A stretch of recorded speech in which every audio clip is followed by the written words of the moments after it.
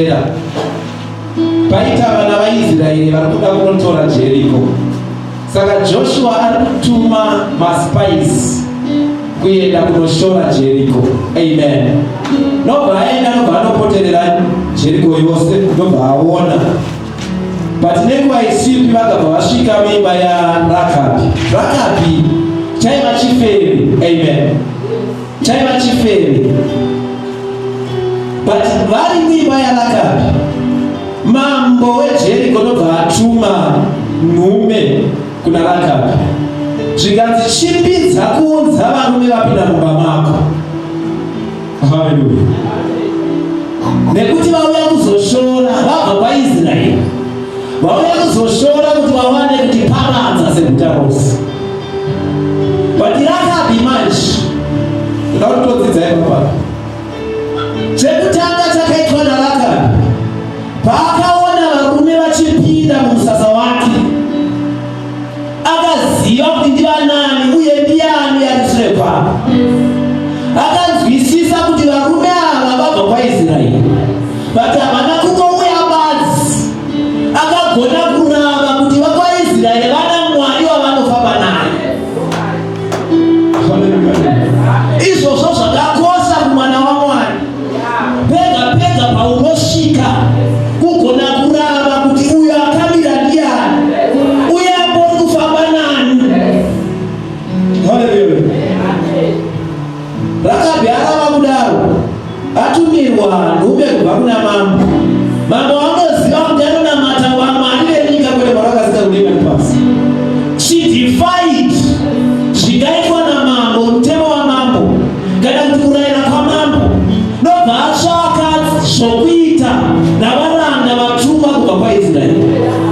Nobva avaviga muimba yepamusoro, nobva nevanema kuna mambo.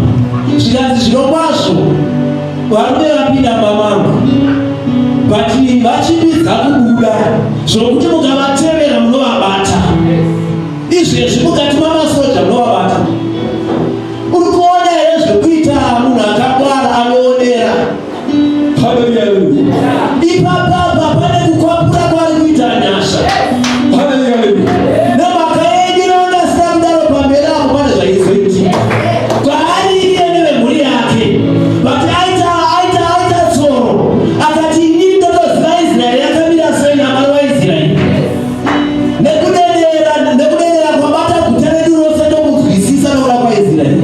Saka zvandingaita kutova neukama nevanhu vokwaIsraeri kuti kana paakuzosvika musasa mangu zvimedike ndaita edhiu nawo. Haleluya. Oh, praise God.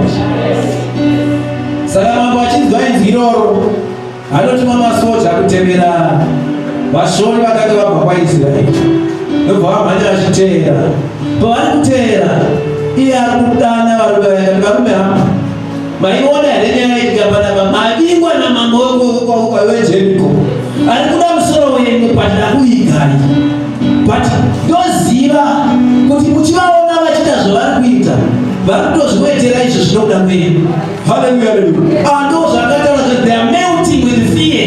Kuna vanhu vari kudedera nekuda kwenyu vekwaIsraeri. Nemhaka vanonzwisisa kuti makafamba naMwari akapatsanura mugwara pakati, mukakunda madzimambo evaAmori nevamwe vose munzira muchiuya. Saka pavakusvika mumusasa wedu takwenda tanzwa masoja edu hanzi akamira mushezvezva kudedera muda kwenyu. Haleluya.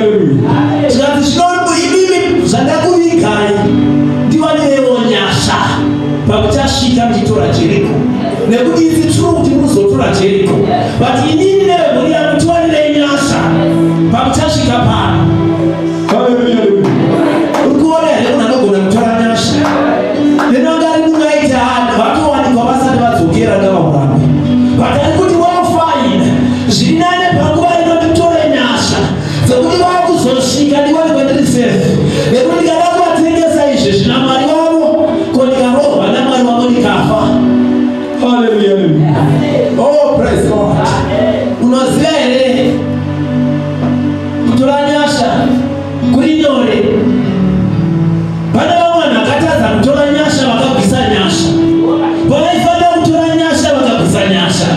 But iwe wanafanya kwa mando ya kutola nyasha. Eno nakapi akabatengeza warume bagira. Unafuka ukichicha ichicha hiyo. Anenda kugiza presence za Mwari. Anenda kugiza wanu nakufama na Mwari. Hallelujah. Sasa kitu chaka unalolera maji. Kuti apa bana Mwari hapa. Maitira wani Mwari hapa. Instead ya kugiza, wana maitira ungaita kuti unopole nyasa. Zikuseve mungwa ya kafanyira. Raka kicheva chifeva na mabana namu. Wakubana na waskana. Chifeve. No, but just strike at you. They want to marry. Hallelujah. Ku strike at you. They want to represent zamani. Ito chifeve. Kule wakuti, patukuti grace. Grace is unmerited favor. Chifeve ndo chitotopo zinakuiti kwa favor. Ya chinokuta chiti zevi. Hallelujah. But kuti chiti kwa favor, chitofana kukwara. Chitofana kuonera. No, but just like a tension varume. Mazona zanakuitira. Mungada imatofa. But tozi watu zanabina sei. Israel kuya cheti. Pairu kushika pada patapara na tosi. Chini tunaonyasha. Sasa kuchekete zaidi wadai tani wale meonyasha. Chini kunopola nyasha. Kutanja zila kute aitokos. Nufana kuitu washakanaka na kuna kisoma shanaita. Hallelujah.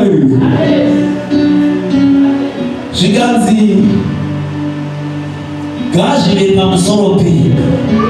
Ropa nako ngaishi hapa msoropi ndio kwa watiti. Hauzi kuzofai wewe ni muri bako. Batashika pano isu Israeli. Takuya uzotora Jericho. Iwewe ni muri yako, make sure wapida mwipa yako. Iyo haifu kuzopanaza. But takupa instruction takuya tora mcheka mchukuise pa windu umulemereze ne pa windu.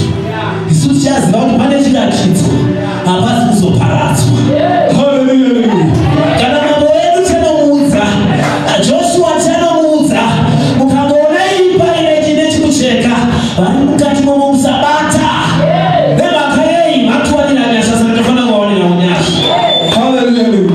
Unaona ile mando ya mkazi hapo kuna kuchanja zikanyasha sisi tuona. Hallelujah. Ipo pana hapo tofauti chibanas. Nikapani kwa leo Yesu toto ndazira so. Toto anyasha. Toiti kwa shakanaka. Hallelujah. No babu musa warumene kubeki to na wakati. No babu pa isati shikaze ina kugomo. Mema kaengo shino mukasanga na nabo. Akukona kuchanja zanyasha chito anyasha. Hallelujah. Hallelujah. Zaidi manye ni ndio mkazi walinoda.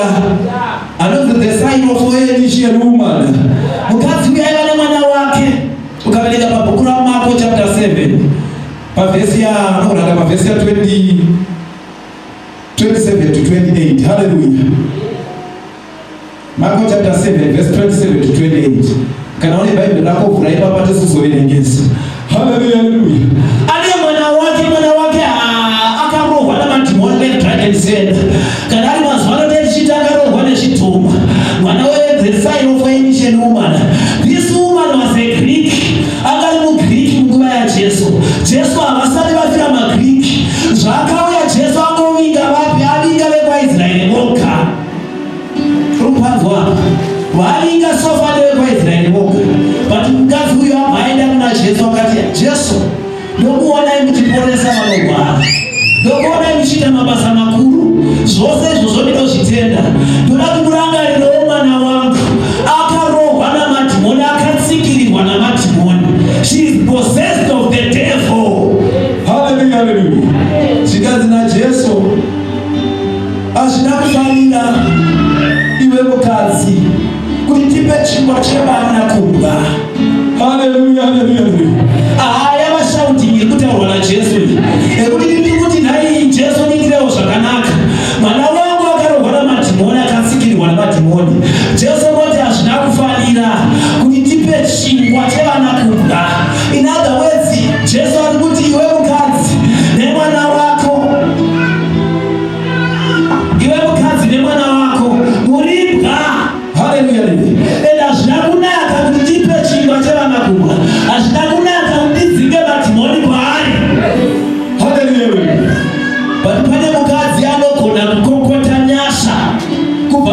Jesu atinga atukwa na Jesu adziwimba. Haleluya, haleluya. Ipapa madatu ibatena geti chemutanga. Imime mukazi mulimbwa muita sei nasi. Fundi sana kutuka nasi muita sei wewe. Haleluya, haleluya. Kana uchezi kwa shida wini kwa watoto kwa na mfundisi. Jeshi atuko na mfundisi. Atitokeriko. Haleluya, haleluya. Atitokeriko kucheziko. But uyali kutukwa na Jesu. Akuze atipe chimwa chela na kuka. Inada wezi wewe na wana wako mose mulimga. Ashina kufanya kutumuzike matumoni pa msuropi. Hallelujah. She remained calm. Hallelujah. Katsu bana mfundisi remain calm. Uonera ukupina na boga na pale ukupina na. Hallelujah. Kapashitende ukoteluka. Ukupina munyasha. Hallelujah. Zikazi ukazi desairos fuyenishe rumana. Zikazi Jesu yabata ulanda izwa mambo patikana mgazacho izozo za muti mgazacho zinotoji gao zinotona kuva patafura ya matezi. Zikazi na Jesu kana kwa Israeli na unaotenda kwa kadai ndani mfano mwana wako haiti kwa shakanaka. Hallelujah, hallelujah. Tita hindi kapa mkazi huyu akokota nyasha atola nyasha. She was able to partake of the grace of Jesus before Jesus Christ died on the cross for them. Akola mtola nyasha sasa ndugu kama mchichi kwa akandima abe kuzikokota musani majifira Jesu ndo zikokota. Hallelujah, hallelujah. Yesu ndakatofirwa atinogola mkazi kuzikokota bandaka tofirwa pakucha kwa mane vanhu vanoanalyze situation vogona kukokota nyasha.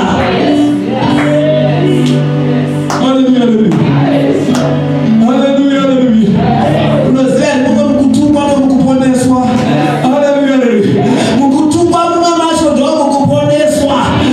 Mungu ndo tumwa ndo wakuzikinurwa zimezacho zekuwa. Hallelujah, hallelujah. Patikana ukachona chituko katwaye ofenza unoramba wakadaro unoramba wakatsikirirwa nenanovuka Pita achingataura zvaakataura zikanzi get behind me Satan.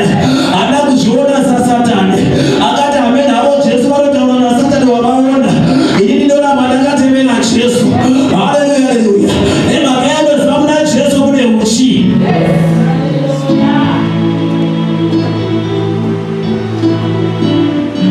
Hallelujah. Oh, praise God.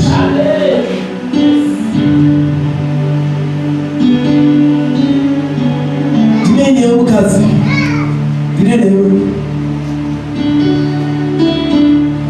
Aujezibere utatipe chikwa chiwa na Mungu. Hallelujah. Aujezibere. Katika maisha ya mambo patikana mkawani float hao mshadoro. Unaona panika persistence yalipo. Ka persistence so. Kanyoronyo amen. Kakutsimbirira kuti Jesu zvokutanga maramba patikana so. Icho kwani Jesu. Hallelujah, hallelujah. Amen. Hallelujah. Panika ka persistence kanodiwa amai. Ka persistence so. Kekuti zviite. Nemakaenda katraya kamwe badazvirambi zvakadaro. Ndikatraya kaviri katatu zvikazuru zvakadaro. Pamwe paina give up. But mukadzi uyu atingatuka akaramba akatsikirira. Akati kia ndizvozvo Jesu anopindura chete. Zvikadzi handakugona kutenda kwakadai kwaIsraeri. Be a partaker of grace. Pamwe paina vanogona a little persistence. Not too much, just a little. Vanopita zvinhu. Hallelujah, hallelujah. Oh, praise God.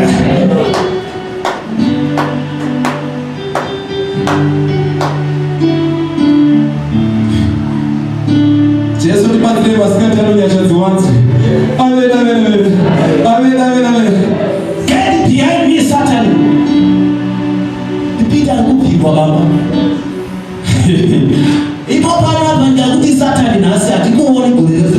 Unofamba uchipanidza nyika yose ndakati Satan kuchechi. Amen, amen. Deda muona Satan watu ndio anechitsinga kuti uzatozo yako hapo kwa utondibadza because chiko chaitika nemwana uko. Amen, amen. But Satan ndadi hapo ndamuzika. Amen, amen. Saka chicha unofana kuita pia hapo.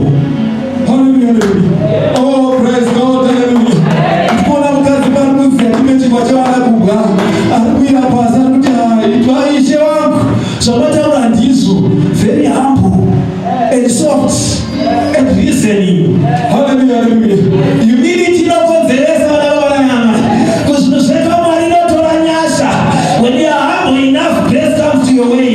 So when God resisted the proud, Mwari vanoramba vanozvikudza vachipa nyasha kunavo vakapanika moyo.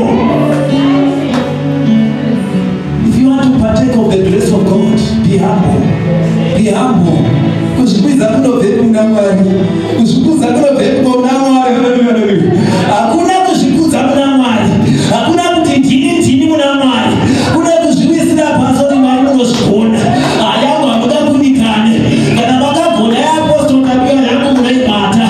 Ndatouya kuna Mwari wega wandinoziva. Hakuna mumwe wanoda kucheukira.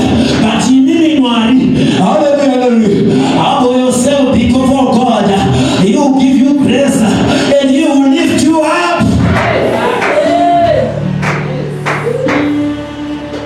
Hallelujah. Pano pachina ukada kuzvisumudza unovira pasi. Ukada kuzvisumudza unogasouira pasi. Hallelujah. But kana ukavahamba before God will lift you. Vanokusimudza nenguva yakafanira. Vakuita zvinhu zvawanga usingatarisiri. Vakuita zvinhu zvitafu zvawanga usingambofungidza kana kurota. Hallelujah, hallelujah. He's a lifter of men who are humble before Him. Hallelujah, hallelujah. Humility. Hallelujah, hallelujah. Nobada manya balaenda manume mchato wakaitwa. Zikazi pakaitwa mchato pakana. Paitwa mchato pakana. Jesu akaenda koko hapo na vadzidzi vake ndobva napo. Vakatise kukokwa tikatadzi kuenda kumchato. Tose tinoda kudyira tose toda kumwiramira. Refreshment pane panongodiwawo. Ndobva vasvika. Jesu mai vaJesu ndobva vanodongorera waini zvayapera. Ndobva mai amuna Jesu zvikanzi havasina waini. Zvikanzi neinazo. Naiwe mukadzi neinazo. Kana nguva yangu chaiyo haisati yakwana yekuti ndiite izvozvo. Hallelujah, hallelujah. But pane inoitwa namai vaJesu yaunogona kuitavo. Vanomhanya kune vanhu vakanga varipo. Zvikanzi teererai zvose zvavanokuudzai. Hallelujah, hallelujah. Ipapa pazvibate kana ukapuwa instruction naMwari, teerera zvose zvaanotaura. Kana ukateerera zvose, maresults anobuda. Namwe achiti haizi nguva yacho, haizi season yacho, inozotova season yacho. Nemhaka yewateerera zvose zvaanoreva. Unoona here kune disobedience. Mai vaJesu varikudzikinei nazvo naiwe mukadzi. Kutodzi mukadzi nemwana wavo hazvinamira zvakanaka, but she wasn't offended. Nakuitaura nyaya yeumaofensi. Achitobva ipapa kuti itai zvose zvachakuudzai. Gadzirai zvese zvachakuudzai. Kureva kuti be expecting. And kana akangoti vazoita. Vangani vakadziita icho vakatadza kuita. But nyasha dzezakadira. Dai vakangozviita wakaona zvingaitwa naMwari. Hallelujah, hallelujah. Ipo panapa ndikati panda kuitika munana vanhu vakadzisudzai maoko. Vamwe vanenge vachitobva kutanga vari kurema. Havangasimudziki. Vatanga vanotamba oga. Hallelujah, hallelujah. But pamwe pachino simple instruction. You would float in the rain of the Spirit. Hallelujah, hallelujah. Just a simple instruction. Inoita mabasa makuru munyika yomweya. Zvikazitai zvose zvanokuudzai. Zvose. Jesu bwana ndokundikana mukadzi uyu andikuta. Zvadzora ichitorai makati Isaya. Vaunganidza makati. Vachipedza kuka zvikadzokedirai mvura. Ndobvanira mvura. Haleluya. Vabata instruction yataurwa namai vaJesu. Zvose zvanokuudzai. Zvadzora chitekai mvura. Tekai nekabva. Zvikadai umwe vakuru wekutamba. Haleluya, haleluya. Vangani vanoda kunana. Ukavapa instruction. Vamwe pacho vanobuda vachiti hazvisati zvaita. But you want to declare kuti zvaita. Haleluya, haleluya. Ava vari kutenga mvura. Vari kuenda nayo kumukuru wemutambo. Anosvika paanoravira. Woti kowaini inonaka yakadai yabvepi. But yavatenga iri mvura.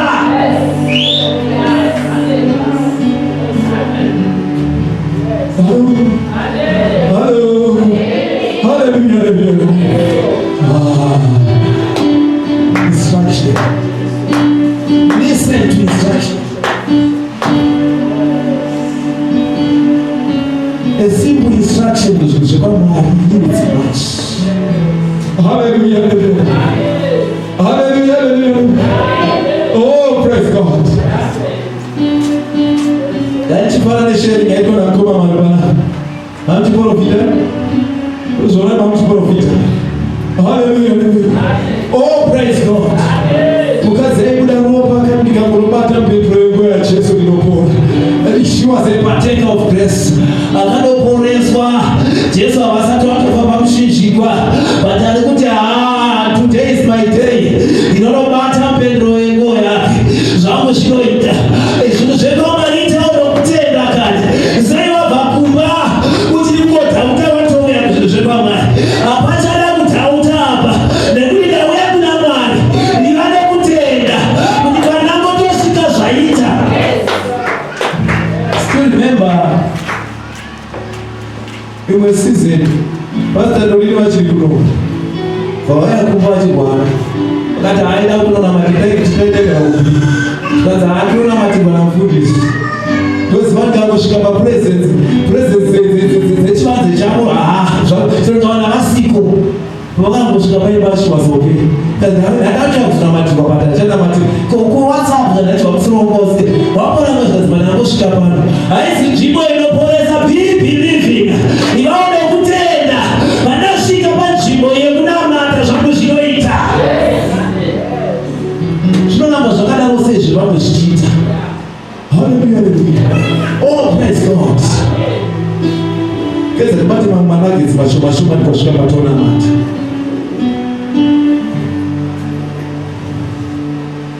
When the gospel is being preached, fageni chiparizwa kuti utore nyasha usatarisa kubana sokubazi vakaoma vaita amen.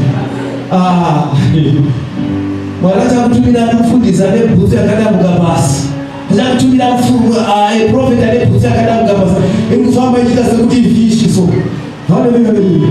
Ukamtarisa bhutsu yake nemeseji yake yaruya nayo, unorasikirwa nenyasha.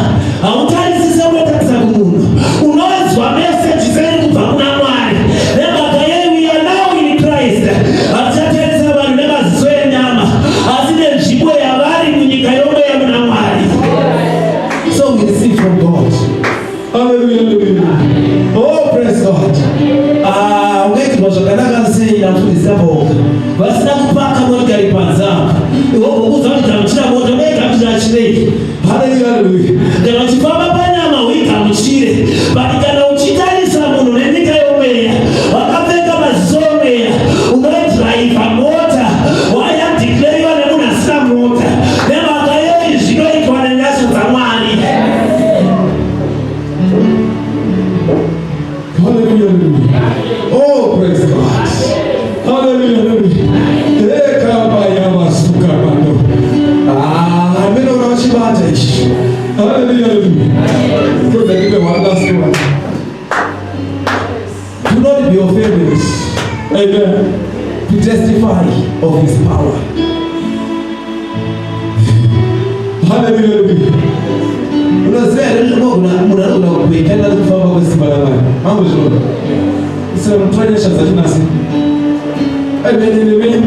Hallelujah. Oh, praise God. Hallelujah. But celebrate the move of God. When you celebrate the move of God, you are a partaker of the things of God. Hallelujah. Celebrate what you are doing.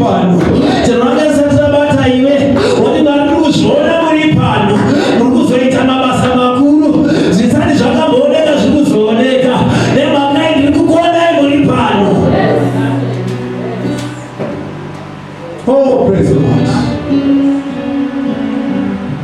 And again, do not resist the Spirit of God. Usaresist mweya wa Mwari. Kana ushidanyasha usaresist mweya wa Mwari. Hallelujah. Kana mweya wa Mwari ashitakuita chimwe chikuregera aite. Amen, amen, amen, amen. Hallelujah. Oh, praise God. Ndakaona mawewa. Hapo ni sitomaliza kapambana ndo declare. Amen. When we are in touch, we mnanega chishika hapo ni tayari ndani papa na shatu kwa hapa tatifa shatu kuelekea wapi. Sasa ndo bakasi. Hali si timono ita by force. Hallelujah. It's not a demon that has by force. Amen and amen.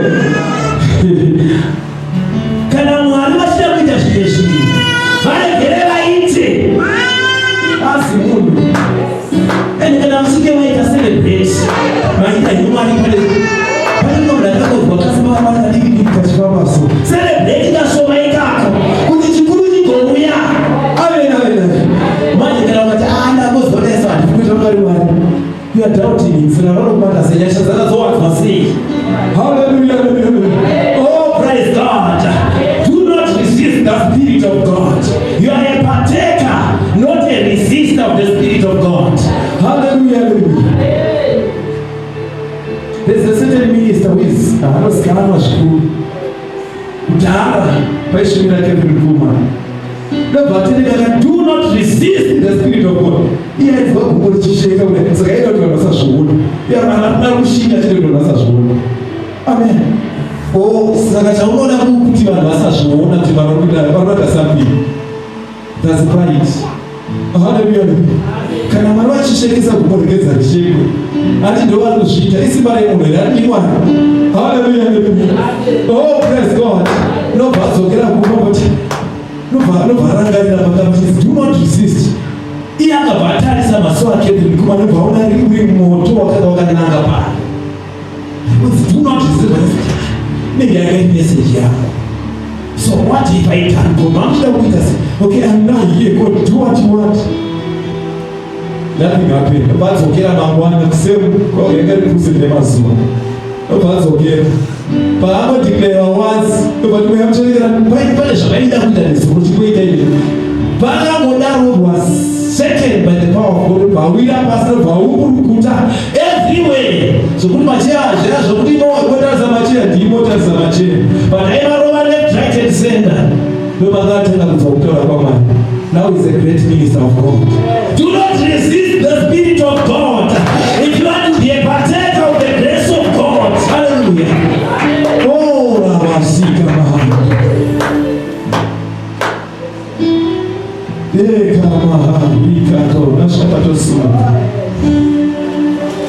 We are partakers of the grace.